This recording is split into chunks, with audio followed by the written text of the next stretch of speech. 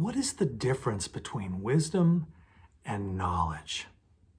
I think that's an important place to begin in any philosophical inquiry, because the two terms are often confused and conflated, and they're just sort of used interchangeably.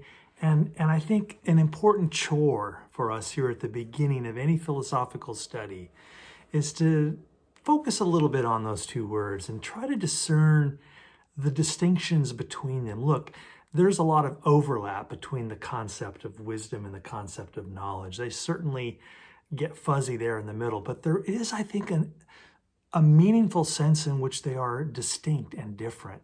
And if we can articulate just a little bit of that together here, I think that'll really help us as we move into our study, not only of Asian philosophy, but really of any philosophical tradition from wherever in the world it came. So, I don't know, what's a quick way to start this off? Isn't it often the case that knowledge is a collection of facts, explanations of how things work, theories. So there's theoretical knowledge, and there's also practical knowledge. The Greeks already in their early philosophical explorations discerned the distinction between those two kinds of knowledge. Theoretical knowledge is things like, what are the causes of the American Civil War? Well, there's this, and there's this, and there's this, or economic theories, or, a theory is like the theory of evolution, is a sound, well-reasoned, with lots of evidence, explanation of how things work. That's a really core pillar in what we even mean by the word knowledge. And then there's practical knowledge, which is different, right? How to make an omelet, how to do something, how to perform successful heart surgery, how to play the violin. That's a kind of knowledge too, isn't it? Where you are able to behave in a certain way and master a certain set of actions and skills. Surfing or whatever. That's a kind of knowledge too, isn't it? So theoretical knowledge, practical knowledge. But what is wisdom? Wisdom seems to kind of float off over here. It's a little different. So knowledge is facts that you can get from books, from practice, from teachers. But wisdom is a little different. Wisdom is the application of knowledge. Wisdom is something you do, right? It's not something you know. Does one have wisdom only when one has answers to all of the big philosophical questions? I don't know if that's really what we mean by wisdom. And does wisdom come from experience? I think that's what a lot of people say. Well, knowledge can come from books or from watching a video or, taking a lesson with a teacher. That's how you get knowledge. But wisdom, you have to live through it. Like you don't really know what love is, what romantic love is, until you've been in love and had your heart broken and all that stuff. Then you're like, oh, now I know what's at stake. Now I know what the highs and lows are of this thing that all the songs are about, romantic love. So you have to live through it, right? I think that's what we mean when we say wisdom comes from experience. Whereas you don't have to have experience to have knowledge of something. I can learn a lot about the moon without ever having been there, right? But I don't know what you know about love if you've never been in love. So wisdom has that experiential component that maybe knowledge doesn't necessarily need. But on the other hand, just because you have a bunch of experience doesn't mean you automatically are wise. Otherwise all old people would be wise. And is that in fact the case? I don't think so. Sometimes we even talk about, wisdom from the mouths of babes, children having sometimes deeper and richer insights into things than adults are because they haven't been so acculturated and calcified over with indoctrination. There's a naive, natural wisdom. Look, as you can see, knowledge and wisdom are very confusing ideas, but maybe if we approach it this way, it might help. Let's ask a different question. Just in your mind, imagine a wise person. Just kind of invent a character in your imagination of a wise woman, a wise man, a wise person. What would they be like? What are the qualities of a wise person? Let's just start listing what some of their qualities might be. Insightful. Calm. You wouldn't imagine an agitated, panicking person to be wise, would you? Wouldn't you attribute a kind of calmness to the characteristic of wisdom? Would a wise person be kind? Would they be compassionate? Would they be, I guess we already said calm, right? Would they be at ease? Relatively free of anxiety? Would they be accepting of the changing conditions around them? Or would they always be angry and resentful and full of resistance to everything that's happening around them?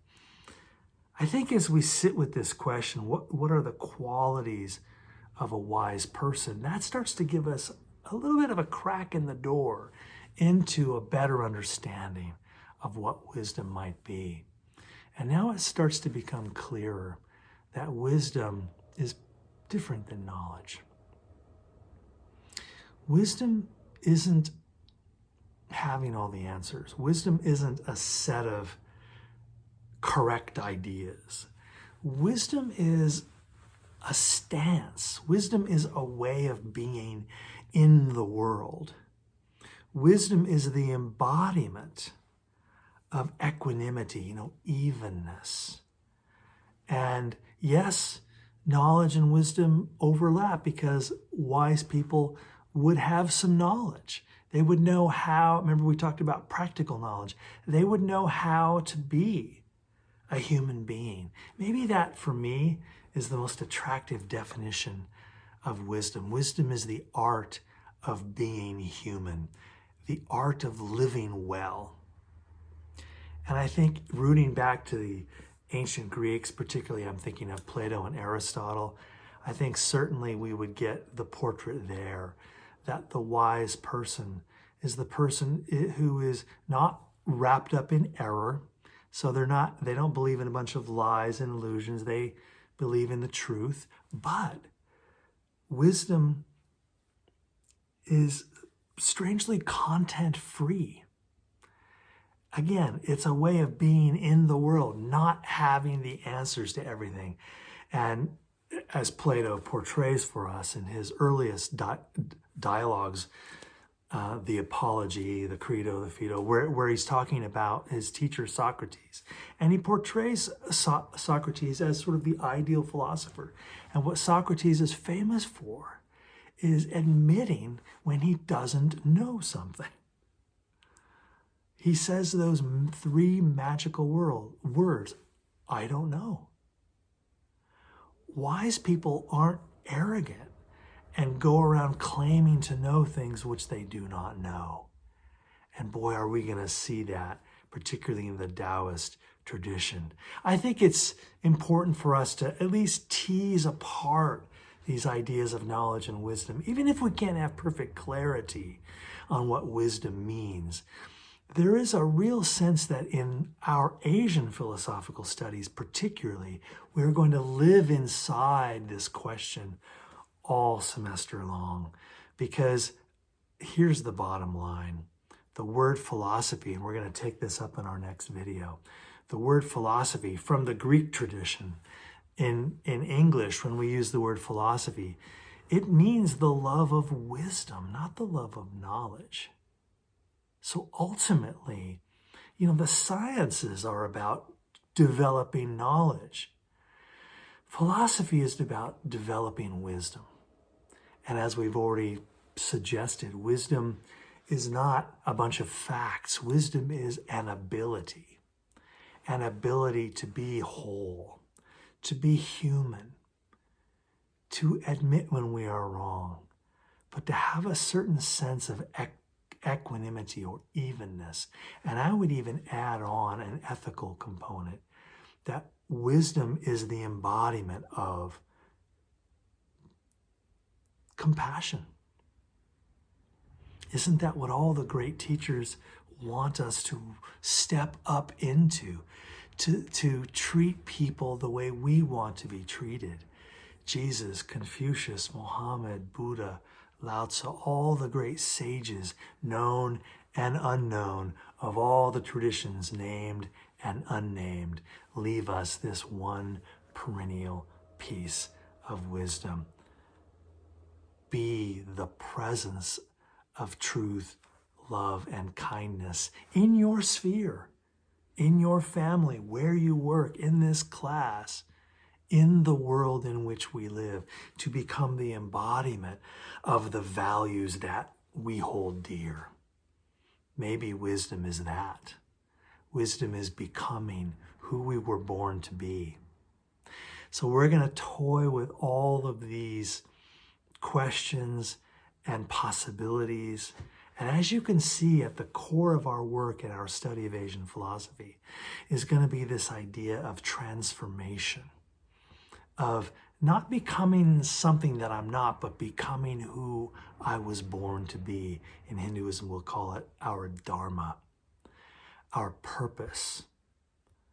That life gets sweeter and sweeter the more we forget selfishness and the more we remember our interconnectedness and our unity.